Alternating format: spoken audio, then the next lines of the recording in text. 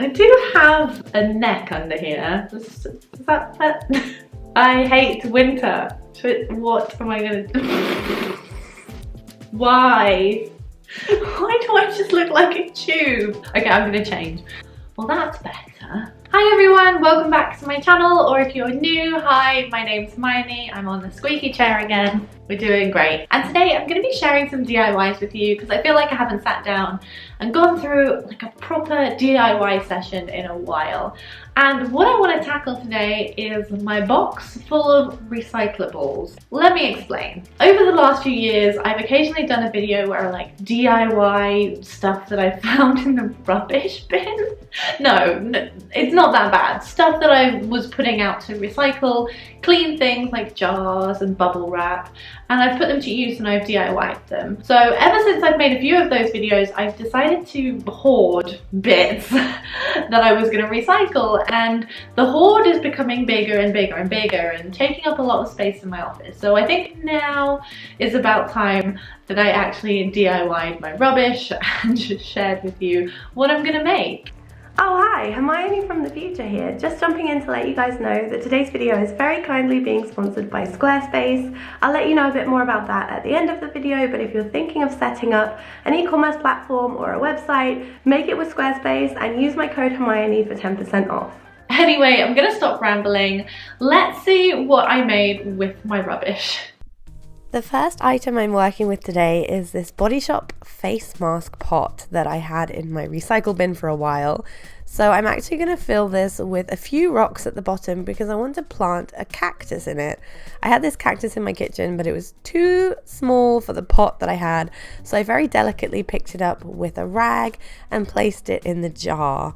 I then used one of these teeny tiny spades and broke apart the soil a little bit on top to push it in, and that's literally all there is to it. This is one of the easiest hacks, but I just think it looks really cute. I left the label on because I thought it looked really nice, and you can see that it's been recycled. So that was the first project. Let's move on to the next one.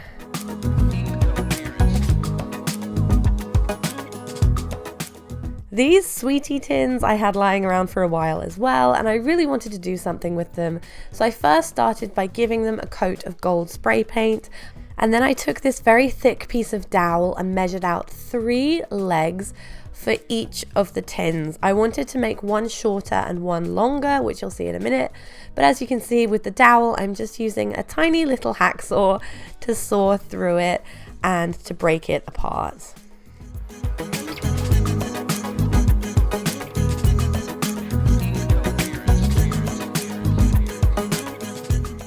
With all 6 pieces cut down to size, I wanted to make sure I could get rid of the spikes at the end of each dowel and smooth them out, so I just took a piece of sandpaper and roughed up all of those edges just to make sure that they're all nice and smooth and they can't scratch any surfaces. With that done, I then glued the dowels onto each of the sweetie tins. I used 3 dowels on each, and I made one tall one and one short one.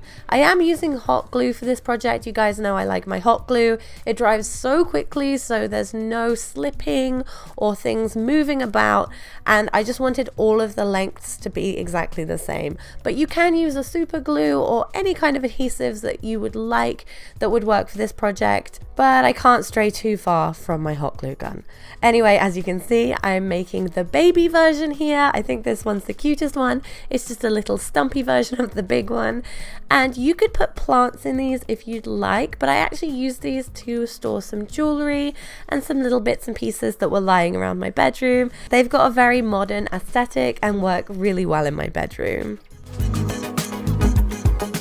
Moving on, I bought a purse a while ago, and the cardboard box it came in looked really nice, so I wanted to decorate it. As you can see, I found these dominoes in Poundland, and I had them in my craft cupboard for a while. They're kind of textured on one side and dominoes on the other side, and I thought I would decorate the top of the box with the dominoes. So I'm placing them face down. As you can see here, I cut a few of them in half because I want to make a brickwork pattern. So to cut them in half, I'm once again using my teeny tiny Poundland hacksaw and my little mitre box, and being very careful of my fingers, of course, so do be careful if you use any of these tools in this video. But as you can see, I'm now arranging them in kind of like a brickwork style. And once again, using my hot glue gun, because it's plastic and cardboard, the hot glue gun worked really well, but once again, you could use super glue or some other kind of adhesive here. And I just carried on adding them all over the top of the box until the top was completely covered in dominoes. As you can see, there's a few chips where I cut some of the dominoes, but that's fine because I'm going to cover mine in spray paint.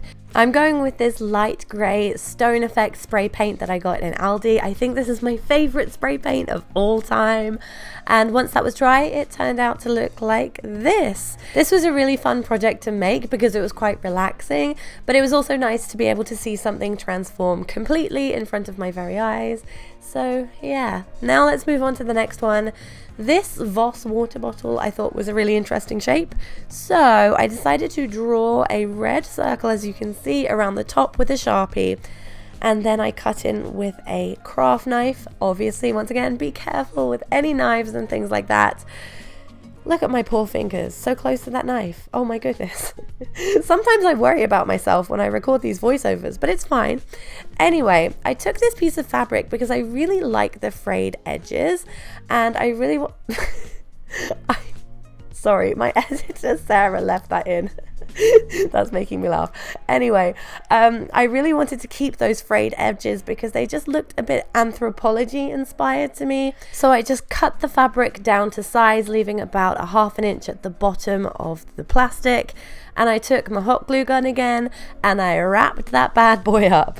So I just put the glue on the cup, rolled it really tightly, leaving the edge frayed. As you can see, I think I left a couple of millimeters at the top so that you couldn't see the plastic underneath, and then just kept rolling and rolling. And once I got to the end and I didn't want to overlap it anymore, I cut the excess with some scissors and tidied it up at the bottom as well.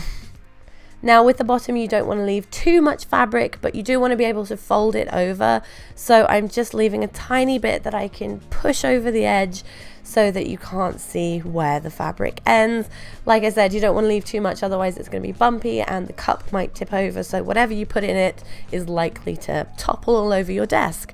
So this is what step 1 looks like, but I did add another scrap of fabric to add a second layer, and I left that frayed as well on the edge. I just thought it would look very much like, I don't know, I feel like I've definitely seen something like this in anthropology before. How many times have I said anthropology? Quite a few. Anyway, as you can see, I'm just doing the same process all over again, leaving those little frayed edges out for effect. And this is how the finished pencil holder turned out. I actually still have this on my desk. I'm looking at it right now and I really like it. I'm very pleased with how it turned out. Moving on to my last DIY project with another cardboard box. This was from a set of candles and I really loved the shape, but I wanted to cover it in something else. So I took a piece of scrapbook paper, because I've got lots of this stuff lying around, and I measured it out to be the perfect size to go around the edge of the box. I also had to cut 2 side panels for the shorter sides that would go around the edge, and then the long piece could join them in the middle. You can see what I'm doing here. I'm getting a little bit delirious because I'm taking a lot of cough medicine. If you can't tell, my throat is very sore. I have a chest infection. So this voiceover is probably going downhill very quickly. I will make this quick. But as you can see, I'm just covering the lid of the box and I'm using a Yoo-Hoo Pritt stick to stick it in place. Didn't want to use anything thicker than that because I wanted to be nice and flat and secure. Kind of felt like I was back in primary school doing this. I swear I used to do this in art class in primary school, like all the time. Everything I had, I just covered in paper with a Pritt stick. Anyway, we've seen a lot of footage of me covering this box, haven't we? So the next step is for me to add a little bit of detail, and I had this drawer pull lying around that fit perfectly underneath the box. And I know I'm not pulling any drawers with this, but I just thought it would look really nice in the middle and add a little bit of detail. Maybe it's a bit too big. I don't know. You be the judge of that. But this is the finished box and I really like how it turned out. I love the blue with the purple and it's really handy for storing stuff. I'm using it in my bedroom at the moment. I showed you a few ways in this video of how you can use it, but I'm actually personally using it on my desk to store all of my pens, my excess of washi tape, and all my useless little Shiba Inu stickers that I definitely don't need, but I have anyway. I want to say a massive thank you to Squarespace for sponsoring this video. You guys know I love Squarespace so much. I use it for my website. I think it's the easiest, simplest, and sleekest way to design any website that you're thinking of making. You can make an e-commerce platform or host a domain. It is so easy, and there's always help available if you need it. Their templates are so minimal and really gorgeous looking, and they're so easy to use. You don't have to use any plugins or anything like that, so there's very little faffing around involved, and you can really create whatever you put your mind to. Like I said, I use Squarespace for my website, and it's a company I really believe in and I really trust, and I've been using them now for probably a couple of years, so it makes me really happy that they wanted to partner with me on a few videos. So if you're thinking of making a website with Squarespace, don't forget to use my code Hermione, which will get you 10% off. I'll leave it down below. So that's everything I have to share for today's video. I hope you guys enjoyed it. Let me know if you have DIY'd anything that was in your rubbish recently. What did you make? Are you going to make any of these? And also, will you let me know in the comments if you'd like to see some more of these projects every once in a while? I mean, don't get me wrong, I love a good IKEA hack. I love using craft supplies, but sometimes I think it's nice to acknowledge that we can be a bit more sustainable while crafting. So I just want to share some more of those ideas. So let me know in the comments. And with all of that being said, I hope you guys are having a great day. Happy recycling, and I'll see you next time. Bye.